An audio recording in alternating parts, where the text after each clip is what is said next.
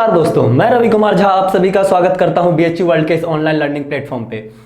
दोस्तों 5 daily question series में मैं आज आपके लिए लेके आया हूं बायोलॉजी के कुछ इंपॉर्टेंट क्वेश्चंस। ये question BSc nursing, BSc bio और बीएससी एजी तीनों के लिए ही बहुत ही इंपॉर्टेंट है। दोस्तों मैं इन क्वेश्चनों पे आगे बढ़ने से पहले आप लोग को बता देना चाहता हूं कि हमारा जो चैनल है वो कुछ कोर्सेज के लिए ऑनलाइन क्लासेज प्रोवाइड करता है, जिसमें कि BSc bio, BSc maths, BSc AG, BSc nursing, BA arts and social, BA LLB और एलएलबी कोर्स शामिल है। अगर आप इसे ज्वाइन करना चाहते हैं तो डिस्क्रिप्शन बॉक्स में दिए गए लिंक से इन्हें ज्वाइन कर सकते हैं। दोस्तों इन पांचों क्वेश्चन को इससे पहले मैं एक्सप्लेन करूं ये कितने इंपॉर्टेंट है ये मैं आपको बताऊं, उससे पहले मैं चाहूंगा कि एक बार आप इन क्वेश्चनों का स्क्रीनशॉट ले लीजिए ताकि ये क्वेश्चन आपके पास रहें। उसके बाद इन क्वेश्चनों को मैं बारी बारी से आपको एक्सप्लेन करता हूं।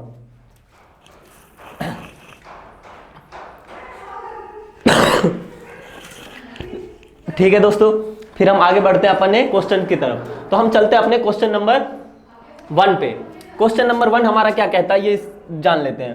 क्वेश्चन नंबर 1 जो है हमारा कहता है if a bacterial cell divides once every minute and take 23 minute to fill a bottle. ठीक है, क्वेश्चन देखिए हम कभी भी जब पढ़ेंगे तो उसमें हमेशा टुकड़ों में पढ़ेंगे। क्वेश्चन पूरा एक साथ पढ़ने की कभी कोशिश मत कीजिएगा। क्वेश्चन पूरा एक साथ पढ़ने से हमें कंफ्यूज कर देता है, आप समझ नहीं पाते कि वो हमसे क्या पूछना चाहता है और क्या बता रहा है हमें। ठीक है, ये चीजें एप्लीकेबल है हर जगह, हर एक, ऐसा नहीं कि सिर्फ बायो में एप्लीकेबल है, ये हर जगह एप्लीकेबल है। तो इस चीज को मैं पहले बता दूं कि क्वेश्चन आप हमेशा टुकड़ों में पढ़ेंगे। तो क्वेश्चन ने हमें पहले क्या कहा कि एक बैक्टीरियल सेल जो है वो हर मिनट डिवाइड करता है और 23 मिनट में वो एक बोतल को पूरा भर देता है। ठीक है, इतना हमें समझ में आ गया कि 23 मिनट उसने हमें टाइम दिया कि इतने में बोतल जो है पूरा भर जाता है। तो अब हम इस क्वेश्चन में आगे बढ़ते हुए बात करते हैं। मैं एक बोतल बनाता हूं, ठीक है, देखिए, ठीक है, इस बोतल को ये कह रहा है 23 मिनट में जो है ये बैक्टीरियल सेल पूरा भर देता है। ठीक है, दूसरी चीज हमें क्या दी गई है, दूसरी चीज हमें दी गई है कि ये जो बैक्टीरियल सेल है हर मिनट डिवाइड कर रहा है। ठीक है, तो अगर मैं पहला मिनट मान के चलूं कि पहला मिनट डिवाइड किया होगा, मान लीजिए बैक्टीरिया का ये पहला सेल है और ये फर्स्ट मिनट हुआ उसका, तो जब वो डिवाइड किया होगा तो क्या बन गया होगा, 1 से वो 2 बन गया होगा। फिर वो अगले मिनट फिर डिवाइड किया होगा तो 2 से वो क्या बन गया होगा, 4 बन गया होगा। फिर वो आगे फिर डिवाइड किया होगा, ठीक है, तो वो 2 से 4 से क्या बन गया होगा, 8 बन गया होगा।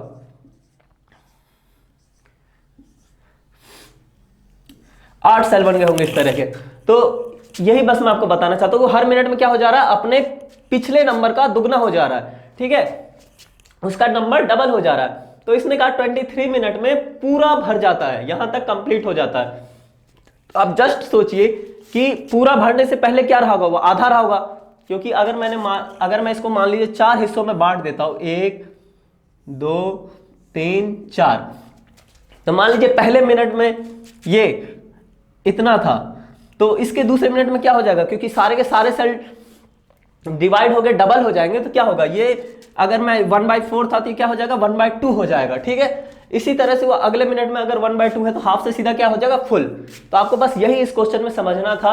ये एक रीजनिंग टाइप आप क्वेश्चन भी समझ सकते हैं, बायोलॉजिकल क्वेश्चन तो वैसे नहीं है, इसमें बायोलॉजी का कुछ ऐसा नहीं है। अगर रीजनिंग से अगर आप समझे तो भी आपको समझ में आ जाएगा कि देखिए कि जब ये फुल हुआ है उससे पहले क्या रहा होगा, हाफ रहा होगा, क्योंकि बैक्टीरिया सेल क्या है, डिवाइड कर रहे हैं, डिवाइड करने में क्या है, डबल हो जा रहा है। तो अगर ये फुल है तो फुल से पहले क्या रहा होगा, हाफ रहा होगा, और हाफ रहा होगा। अब हमें बस यही टाइम बताना कि कब ये हाफ रहा होगा। ठीक है, ये पूछ रहा है how much time it will take to fill half the बोतल। ठीक है, तो देखिए ये 23 मिनट में फुल भर जा रहा है। ये देखिए मैंने क्या बताया कि हर मिनट में ये डिवाइड कर रहा है, हर मिनट में डबल हो जा रहा है। तो जब ये 23rd मिनट में अगर ये फुल हो रहा है तो जाहिर सी बात है 22 मिनट में ये, 22nd मिनट में ये हाफ रहा होगा, तभी ना 22nd मिनट में जब ये हाफ बोतल भरा रहा होगा, ये हाफ बोतल भरा रहा होगा, तो ये सारे के सारे सेल जब आखिरी लास्ट मिनट में, आखिरी लास्ट जो 22 मिनट हो गए, जो आखिरी लास्ट है उसका, वो लास्ट मिनट में जब ये हाफ जितने हाफ बोतल में जितने सेल्स भरे हुए सब जब डिवाइड किए होंगे तो ये सीधा क्या हो गया होगा, ये बोतल फुल हो गया होगा। समझ में आ गया आपको, क्योंकि सारे सेल डिवाइड करें तो सभी का नंबर डबल हो गया, तो हाफ से एकदम क्या हो गया होगा, फुल हो गया होगा। तो अगर आपसे बोल रहे 23 मिनट में वो फुल था, तो हाफ कब रहा होगा, जस्ट उससे 1 मिनट पहले, क्योंकि वो डिवीजन में कितना टाइम ले रहा है, 1 मिनट। अगर बोला होता डिवीजन में 2 मिनट ले रहा है तो 2 मिनट हम पीछे चले जाते। ठीक है, इस तरह से हमारा पहला क्वेश्चन जो है सॉल्व हो गया है। अब हम चलते दोस्तों अपने दूसरे क्वेश्चन की तरफ। दूसरा क्वेश्चन आप लोग के पास तो आपने स्क्रीनशॉट ले रखा है, मेरे पास मेरे मोबाइल में है, मैंने लिख रखा है। ठीक है, तो हम चलते हैं अब अपने सेकंड क्वेश्चन की तरफ। मैं हर एक क्वेश्चन अब दोबारा से लिखने वाला नहीं हूं, इसलिए मैंने आपको कहा कि आप स्क्रीनशॉट ले लीजिए। तो अब हम चलते हैं अपने सेकंड क्वेश्चन की तरफ। सेकंड क्वेश्चन जो हमारा वो क्या कहता है, तो सुनिए हमारा सेकंड क्वेश्चन जो है,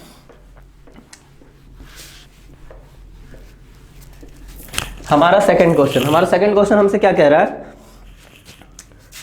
which of the following factors raise the P50 value and shifts the HbO2 dissociation curve to right side. ठीक है, ठीक है, HbO2 डिसोसिएशन कर्व की बात कर रहा है ये। आप रेस्पिरेटरी सिस्टम पे जाइए, रेस्पिरेटरी सिस्टम में आपको एनसीईआरटी में एक डायग्राम मिलेगा, सिग्मॉइड डायग्राम है वो, इस तरह का कुछ आपको डायग्राम मिलता है। ठीक है, इस तरह का कुछ वो डायग्राम होता है जहां पे ये कंसंट्रेशन लेवल है HbO2 का परसेंटेज के फॉर्म में। ठीक है, कि HbO2 का HbO2 मतलब आप समझ रहे हैं क्या होता है, HbO2 मतलब हीमोग्लोबिन बाइंड है किसके साथ, ऑक्सीजन के साथ, है ना, हीमोग्लोबिन बाइंड करता है ऑक्सीजन के साथ। तो ये आप जानते ही हैं कि हमें हमेशा बोला जाता है कि जहां ज्यादा ऑक्सीजन कंसंट्रेशन आप वहां बैठिए, है ना, जहां पे CO2 लेवल ज्यादा वहां मत बैठिए, क्योंकि हीमोग्लोबिन का ये नेचर होता है कि वो जिसकी कंसंट्रेशन ज्यादा होगी उसके साथ बाइंड कर जाता है, चाहे वो O2 हो चाहे CO2 हो, CO हो, तो इन सब के साथ वो बाइंड कर जाता है। तो हीमोग्लोबिन जब ऑक्सीजन के साथ बाइंड करने के लिए भी कुछ शर्तें होती है, इसी के लिए ये सिग्मॉइड जो है, ये डायग्राम है आपके पास में, कर्व है।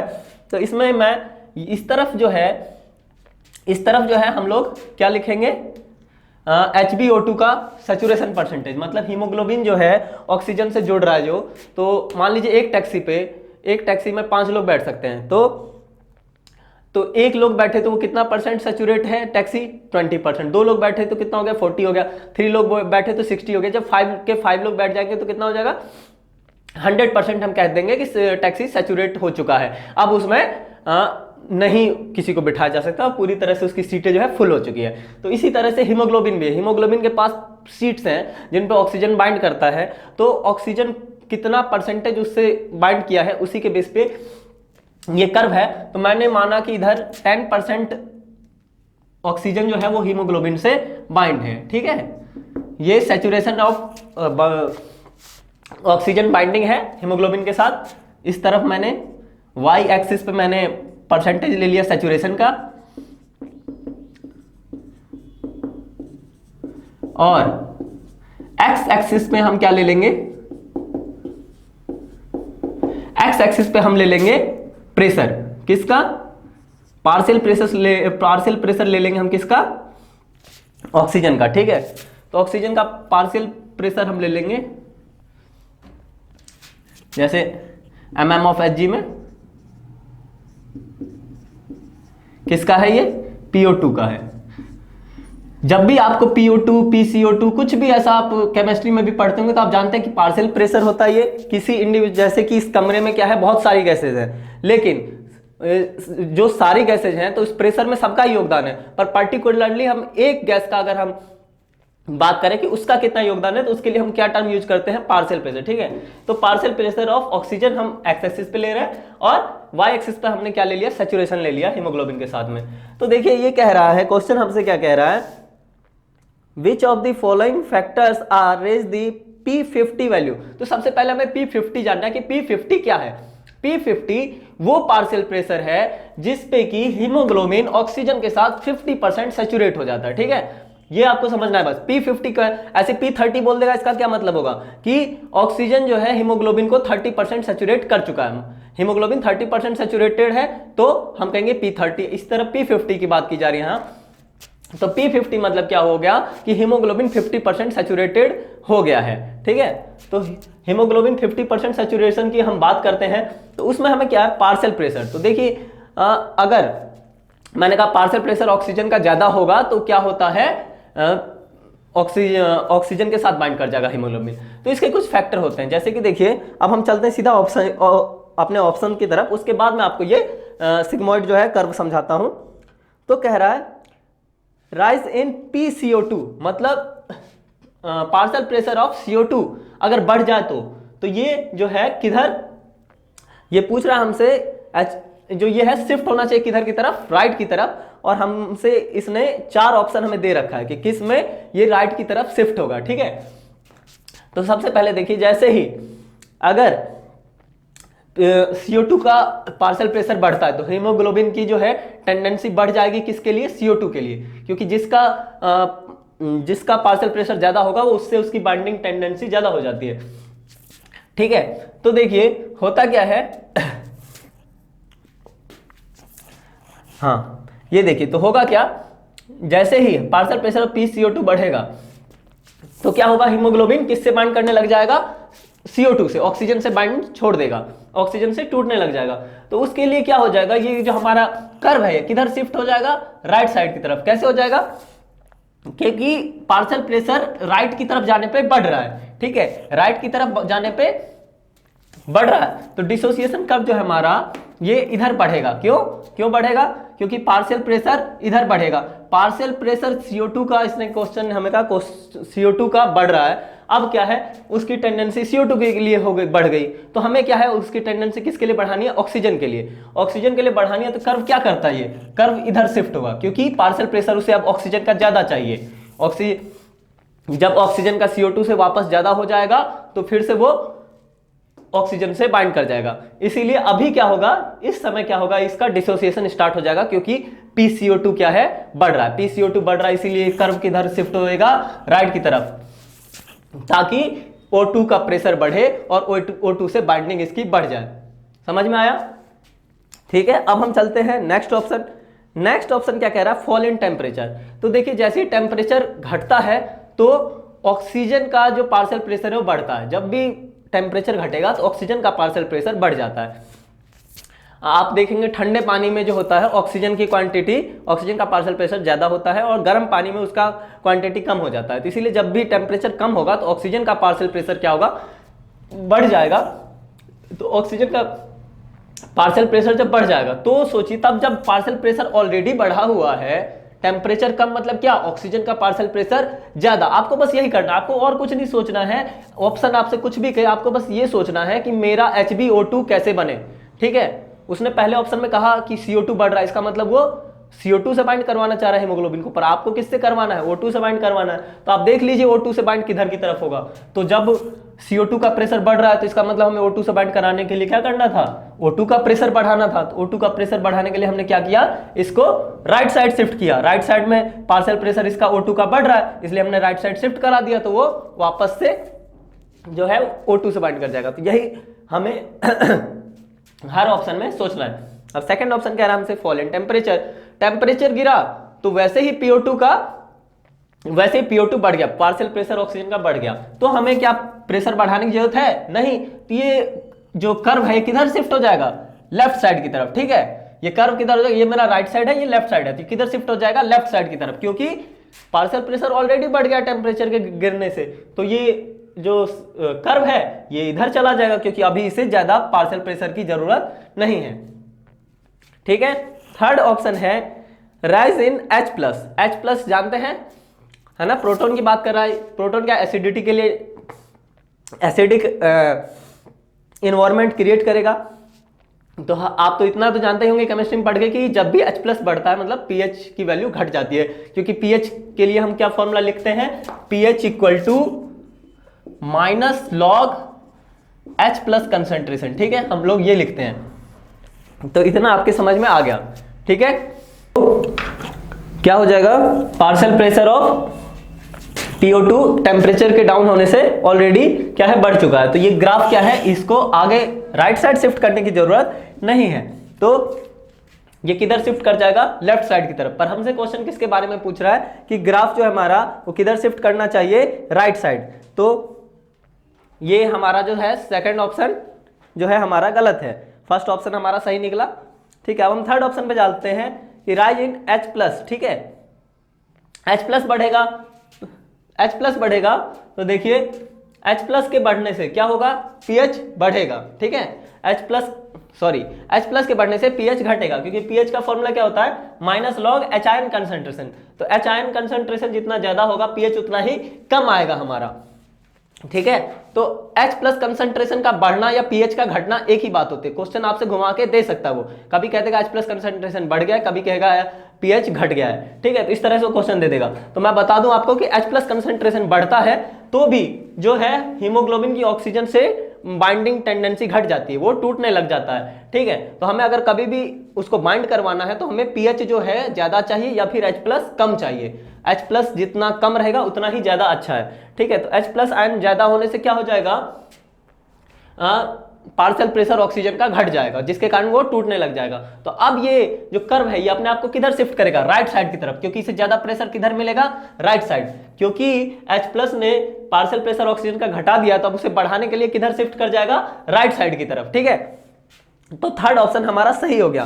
तो इस तरह से हमारे अभी तक दो ऑप्शन सही हैं, ए और सी। अब चलते हैं हम लोग अपने डी ऑप्शन की तरफ। डी क्या कहता है, फॉल इन डाइफॉस्फोग्लिसरिक एसिड। ठीक है, देखिए और कुछ नहीं, ये आपको बेवकूफ बना रहा है। ठीक है, अब वापस इसने क्या दे दिया कि डाइफॉस्फोग्लिसरिक एसिड, मतलब एसिड के कंसंट्रेशन क्या आ रही है, कमी आ रही है। ठीक है, ज्यादा आपको ग्लिसरिक एसिड पे नहीं जाना, सीधा आप समझिए क्या है, एसिड घट रहा है। एसिड घटेगा तो क्या होगा, एसिड के घटने से H+ आयन कंसंट्रेशन क्या है, घट जाएगा। ठीक है, H+ आयन कंसंट्रेशन घट जाएगा, और H+ आयन कंसंट्रेशन घटेगा तो उससे क्या होगा, पार्शियल प्रेशर ऑक्सीजन का बढ़ जाएगा। तो H+ आयन कंसंट्रेशन घटा तो पार्शियल प्रेशर ऑक्सीजन बढ़ा, तो हमें क्या राइट साइड जाने की जरूरत नहीं है, बिल्कुल भी नहीं है, क्योंकि इधर हमें तो ऑलरेडी टेम्परेचर बढ़ा, पार्शियल प्रेशर ऑलरेडी बढ़ा हुआ मिल गया है, तो हम बढ़ाएंगे क्यों, ऑलरेडी जब बढ़ा हुआ मिला है तो ये कर्व किधर शिफ्ट हो जाएगा, लेफ्ट साइड की तरफ। तो लेकिन आपसे क्वेश्चन ने किधर पूछा है कि राइट साइड की तरफ कर्व शिफ्ट होना चाहिए,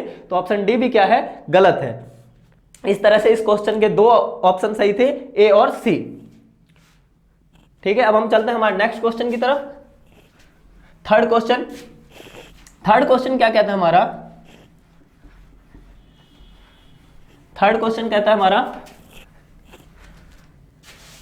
विच of the following stage in cardiac cycle is of shortest duration. ठीक है,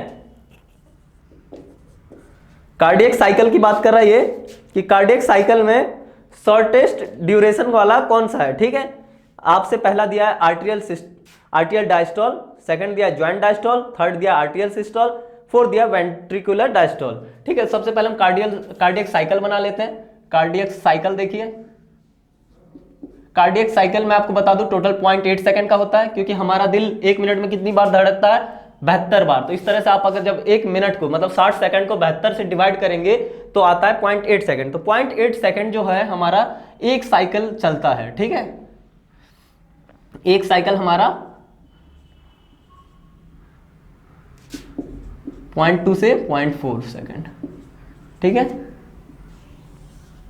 और ये है 0.4 से 0.8 सेकंड। ठीक है, तो कार्डियक साइकिल हमारा कितना चलता है, टोटल 0.8 सेकंड का।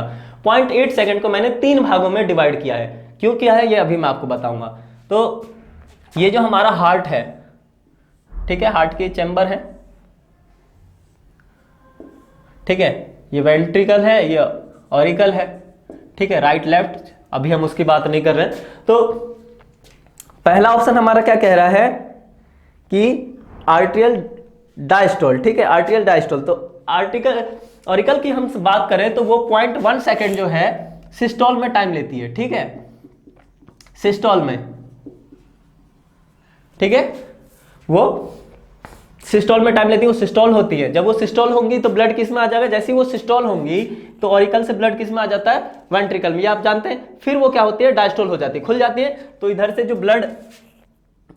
से जो ब्लड है वापस बॉडी से जो ब्लड आया है वो वेना कावा के थ्रू इसमें गिर जाता है, ठीक है। ये हमारे बॉडी पार्ट से जो ब्लड आए वो इसमें गिर जाता है। तो जब ये डायस्टोल होती है तो ये ब्लड से अपने आप को भरती हैं, और जैसे ये सिस्टोल होती है तो ये ब्लड को क्या है ट्रांसफर कर देती है नीचे की तरफ। तो 0.1 सेकंड जो है सिर्फ ये सिस्टोल में टाइम लेती है, ठीक है। तो 0.1 सेकंड का इसका अगर हम ऑरिकल्स की बात करें तो क्या होता है, सिस्टोलिक टाइम होता है, और बाकी के 0.7 सेकंड ये रेस्ट करती है, मतलब ये भर रही होती है। 0.7 सेकंड जो है इनका डायस्टोलिक टाइम होता है, ठीक है। तो ऑरिकल की हम बात करें तो 0.1 सेकंड जो है सिस्टोल में लेती है टाइम, और 0.7 सेकंड जो है ये डायस्टोल में लेती है टाइम, ठीक है। उसके बाद हम बात करते हैं वेंट्रिकल की। तो वेंट्रिकल क्या करता है, जैसे ही वेंट्रिकल में ब्लड आता है तो 0.2 से 0.4 सेकंड तक फिर ये सिस्टोल करता है। जैसे ही इसमें ब्लड आता है तो 0.2 से 0.4 सेकंड तक ये सिस्टोल करता है, मतलब वेंट्रिकल से जो ब्लड है वो निकल करके पल्मोनरी वेन में चला जाता है, ठीक है। पल्मोनरी वेन में चला जाता है यहाँ वेंट्रिकल से ब्लड निकल कर। तो 0.2 से 0.4 सेकंड तक जो है वेंट्रिकल क्या है सिस्टोल करते हैं।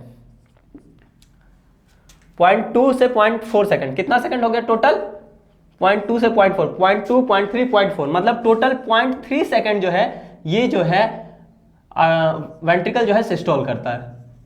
और बाकी के बचे हुए 0.5 सेकंड क्या करता है ये, बाकी के बचे हुए 0.5 सेकंड जो है ये डायस्टोलिक टाइम में रहता है, मतलब ये भर रहा होता है, फिर वेंट्रिकल भर रहा होता है। तो ऑरिकल सिस्टोल होता है सिर्फ 0.1 सेकंड और ये डायस्टोल करता है 0.7 सेकंड, जबकि वेंट्रिकल जो है सिस्टोल करता है 0.3 सेकंड तक और डायस्टोल करता है 0.5 सेकंड तक। बाकी बचा हुआ ये कॉमन टाइम जो है 0.4 से 0.8 जो है ये क्या होता है, ये ज्वाइंट डायस्टोल होता है, ठीक है। ये ज्वाइंट डायस्टोल होता है, इसमें दोनों के दोनों खुले होते हैं, वेंट्रिकल ऑरिकल दोनों खुले होते हैं, और जो ऑरिकल में ब्लड आ रहा होता है वो लगातार वेंट्रिकल पास कर रहा होता है, क्योंकि ये भी खुला है और ये भी खुला है। तो इधर से जो ब्लड आ रहा है वो लगातार इसमें भी जा रहा है और इसमें भी जा रहा है, तो दोनों ज्वाइंट डायस्टोल कर रहे होते हैं।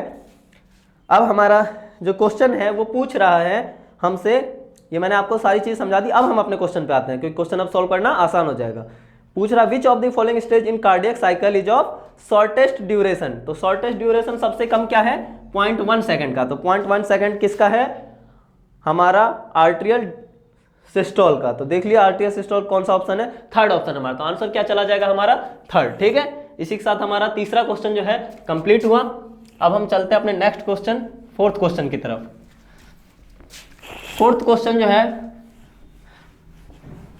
फोर्थ क्वेश्चन हमारा क्या कहता है, फोर्थ क्वेश्चन हमारा कहता है कि tubular fluid at the base of Henle's loop is, ठीक है।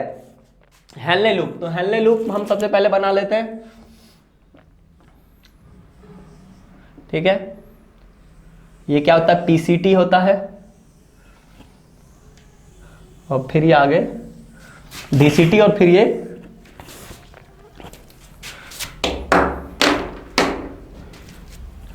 कॉमन कलेक्टिव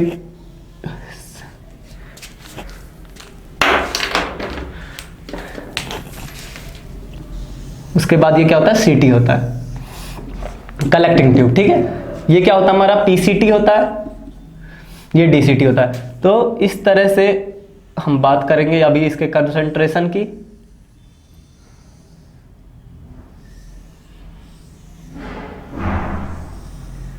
ठीक है, पीसीटी डीसीटी, ठीक है।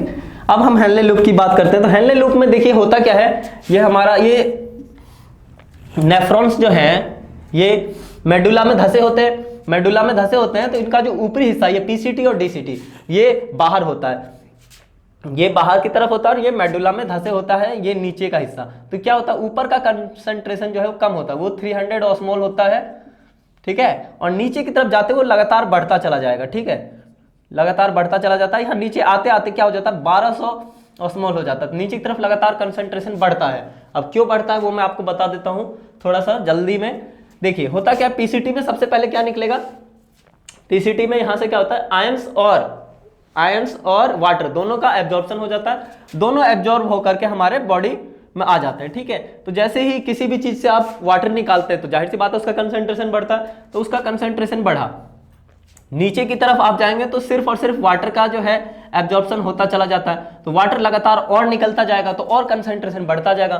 फिर आप और इधर की इस तरफ आएंगे तो इधर की तरफ क्या होता है, आयंस एब्जॉर्ब हो जाते हैं, तो उससे क्या होता है और कंसंट्रेशन बढ़ता चला जाता है। लेकिन फिर धीरे धीरे क्या होता है, वापस ऊपर की तरफ आप जाएंगे तो एब्जॉर्प्शन कम होता चला जाता है और कंसंट्रेशन घटता चला जाता है। तो जैसे ही आप नीचे की तरफ जाएंगे तो एब्जॉर्प्शन के कारण क्योंकि आप जानते हैं नेफ्रॉन से जो है हमारा जो यूरिन जो है बाहर निकलेगा, तो यूरिन में से जो भी इंपॉर्टेंट चीजें हमारी वो पहले ही निकाल लेनी चाहिए, ठीक है, तो निकाल लेनी चाहिए ताकि हमारी बॉडी को पानी की कमी ना पड़े। आप जानते हैं जितने भी रेगिस्तानी जीव जंतु होते हैं उनमें जो यूरिन होता है काफी उनका गाढ़ा बनता है, क्योंकि उनके जितना भी ज्यादा से मैक्सिमम वाटर क्या होता है एब्जॉर्ब कर लेते हैं। तो इसी तरह इसी प्रोसेस के कारण, इसी प्रक्रिया के कारण जो है इसका कंसंट्रेशन लगातार नीचे जाने पे बढ़ता चला जाता है यूरिन का, क्योंकि इसमें से वाटर जो है और आयंस जो है एब्जॉर्ब होते चले जाते हैं, ठीक है। तो इसके एब्जॉर्प्शन के कारण है क्या है, नीचे जाने पे कंसंट्रेशन बढ़ रहा है। तो अब हमसे क्वेश्चन क्या कह रहा है, tubular fluid at the base of Henle loop. Base क्या ये है, बेस, ठीक है। तो बेस पे कह रहा है, बेस का पूछ रहा है हमसे, बेस की स्थिति पूछ रहा है कैसी होगी। तो हमारे ब्लड के कंपेयर में पूछ रहा है, ये ऑप्शन से हमें पता चल रहा है कि किससे कंपेयर करवा रहा है, ये ब्लड से। तो क्या कह रहा है, आइसोटोनिक टू ब्लड। जी नहीं, ब्लड से आइसोटोनिक रहेगा। अगर आइसोटोनिक आप किसी चीज को बना देंगे तो क्या होता है, लेन देन की प्रक्रिया खत्म हो जाती है, ठीक है। आइसोटोनिक रहेगा तो लेन देन की प्रक्रिया खत्म हो जाएगी, ना वो लेगा ना वो देगा, ठीक है, दोनों। तो ये ऑप्शन आपका खत्म हो गया। दूसरा कह रहा है हाइपोटोनिक टू ब्लड। अगर मान लीजिए हाइपोटोनिक टू ब्लड का मतलब क्या हुआ कि ब्लड से इसका कंसंट्रेशन कम है, ठीक है। ये हमारी मान लीजिए यहां से ब्लड वेसल्स जा रही हैं, ठीक है, ब्लड वेसल्स जा रही हैं, तो अगर उससे इसका कंसंट्रेशन कम है, मतलब ब्लड का ज्यादा है, तो क्या करेगा, ये ब्लड से वाटर एब्जॉर्ब करेगा। तो ब्लड से जब वाटर निकालने लग जाएगा तो यूरिन का तो हमारा यूरिन में ज्यादा वाटर आ जाएगा, तो हमारा दिन भर तो यूरिन की जो हमारी मात्रा है वो बढ़ती चली जाएगी। तो ऐसा तो होता नहीं, हमारा क्या है, यूरिन की मात्रा कम करनी होती है और वाटर के क्या है उसमें से कम करना होता है। तो हम थर्ड ऑप्शन चलते हैं। फिर क्या कह रहा है, हाइपरटोनिक टू ब्लड। जी हाँ, ये हाइपरटोनिक होता है, नीचे की तरफ कंसंट्रेशन बहुत ज्यादा होता है, जिसके कारण क्या है, वाटर जो है इसमें से निकल करके इसमें जाता है, क्योंकि आप जानते हैं वाटर किधर से किधर फ्लो करता है, high concentration to low concentration to high concentration, ठीक है, सॉरी, ठीक है। तो ये इधर से वाटर इसमें से निकल जाएगा, क्योंकि इसका कंसंट्रेशन क्या हो रहा है, ज्यादा। तो वाटर के निकलने के कारण इसका कंसंट्रेशन ज्यादा हो जा रहा है। तो इस कारण जो है थर्ड ऑप्शन जो हमारा सही है, क्योंकि इसका कंसंट्रेशन नीचे ना जाने पे बढ़ रहा है। तो बढ़ किस लिए रहा होगा, क्योंकि वाटर निकल रहा होगा, निकलेगा तब जब क्या हो जाए, इसका क्या हो जाएगा, ये हाइपरटोनिक, ठीक है। थर्ड ऑप्शन हमारा सही है। फोर्थ ऑप्शन पे हम चलते हैं। फोर्थ ऑप्शन हमारा क्या कह रहा है, इनसॉल्युबल इन ब्लड, ठीक है, ये बिल्कुल गलत है, इनसॉल्युबल नहीं होता। तो ये हमारा फोर्थ क्वेश्चन जो है कंप्लीट हो गया। अब हम चलते हैं अपने फिफ्थ क्वेश्चन की तरफ। हम लोग चलते हैं अपने अंतिम क्वेश्चन की ओर, हमारा फिफ्थ और लास्ट क्वेश्चन, ठीक है। फिफ्थ क्वेश्चन हमारा क्या कहता है, primary carboxylation occurs in C3 and C4 plants with the help of which enzymes, ठीक है। तो आप ये जो क्वेश्चन है इसका भी स्क्रीनशॉट ले लीजिए, लास्ट क्वेश्चन है, इसका स्क्रीनशॉट ले लीजिए, मैं हट जाता हूं। हाँ, और अब हमें बात करनी है C3 और C4 प्लांट्स। तो आप जानते हैं C3 और C4 दो अलग अलग टाइप के प्लांट्स को दो अलग अलग टाइप में बांटा गया है, जिसको हमको C3 और C4। तो इसमें हमसे पूछा है कार्बोक्सिलेशन जो होता है वो किस एंजाइम की मदद से होता है C3 और C4 में। तो देखिए C3 में क्या होता है, C3 में आप जानते हैं कि RUBP जो होता है ये CO2 एक्सेप्टर होता है, ये CO2 से जुड़ता है, जो कि ये 5 कार्बन कंपाउंड है ये RUBP, और ये CO2 से जुड़ करके 6 कार्बन कंपाउंड यानी कि ग्लूकोज फॉर्म करता है, ठीक है, C6H12O6। तो ये जो है RUBP 5 कार्बन का, ये CO2 से जुड़ करके 6 कार्बन का कंपाउंड जो है, सॉरी, तो ये जो है दो मॉलिक्यूल बनाता है PGA के, ठीक है, सॉरी, ये PGA बनाता है, दो मॉलिक्यूल बनाता है PGA के। ये क्या है, 3 कार्बन का कंपाउंड होता है, 3 कार्बन का कंपाउंड है RUBP CO2 से जुड़ करके 3 कार्बन के 2 मॉलिक्यूल बनाता है, क्योंकि RUBP में कितना कार्बन है 5 और एक CO2 में कितना कार्बन है 1, तो 5 1 6 कार्बन है। तो 6 कार्बन को तोड़ करके 3 कार्बन के 2 मॉलिक्यूल बनते हैं, जिसको क्या है PGA, ठीक है। तो ये PGA जो है आपसे अगर कई बार ये क्वेश्चन ने तो नहीं पूछा है, लेकिन कई बार पूछा भी जाता है कि C3 में फर्स्ट स्टेबल कंपाउंड कौन सा होता है। तो C3 में फर्स्ट स्टेबल कंपाउंड क्या होता है, PGA, ये आपको याद रखना है। इसी तरह से बात करें हम C4 की, तो C4 प्लांट्स में क्या होता है, CO2 एक्सेप्टर जो होता है वहां पेप होता है, ठीक है, फॉस्फोइनोल पायरुवेट, वो CO2 से जुड़ता है। ये क्या होता है, ये 3 कार्बन कंपाउंड होता है। तो ये क्या करता है, ऑक्सालो एसिटिक एसिड मतलब OAA बनाता है, जो कि क्या है 4 कार्बन कंपाउंड है, ठीक है, 4 कार्बन कंपाउंड है। तो RuBp CO2 से जुड़ करके PGA बनाता है, जो कि फर्स्ट स्टेबल कंपाउंड है किसका, C3 का। ये किसका हो गया, C3 प्लांट्स का, और ये किसका है, C4 का। तो C4 का अगर आपसे पूछ ले फर्स्ट स्टेबल कंपाउंड कौन सा है, तो ऑक्सालो एसिटिक एसिड जो है इसका फर्स्ट स्टेबल प्रोडक्ट होता है। इसमें CO2 एक्सेप्टर कौन है, RuBp, और इसमें क्या है, पेप। ये भी आपको याद रखना है, हमेशा क्वेश्चन पूछा जाता है, हर बार पूछा जाता है। इन दोनों में से C3 या C4 में से एक क्वेश्चन आ जाएगा कौन CO2 एक्सेप्टर है, या फिर आपसे फर्स्ट स्टेबल कंपाउंड पूछ ही लेगा। तो ये जो चीजें ये आपसे पूछेगा ही पूछेगा, तो ये आप ध्यान रखिए। इसमें RuBp होता है CO2 एक्सेप्टर, जो कि फॉर्म करता है क्या, PGA, और इसमें C4 में पेप होता है CO2 एक्सेप्टर, जो कि फॉर्म क्या करता है, ऑक्सालो एसिटिक एसिड, ठीक है, 4 कार्बन कंपाउंड। तो ये फॉर्म करता है। तो इसमें क्या होता है 3 कार्बन प्लस 1 कार्बन मिलकर के 4 कार्बन का कंपाउंड ये बनता है। तो ये देखिए उसमें होता क्या है, RuBp CO2 से जुड़ रहा है, तो इसके लिए एक एंजाइम जो है इसे एक्टिवेट करेगा इस चीज को। तो ये एंजाइम कौन एक्टिवेट करेगा रुबिस्को, ठीक है, RuBp से CO2 के जोड़ने को कौन एक्टिवेट करेगा, रुबिस्को।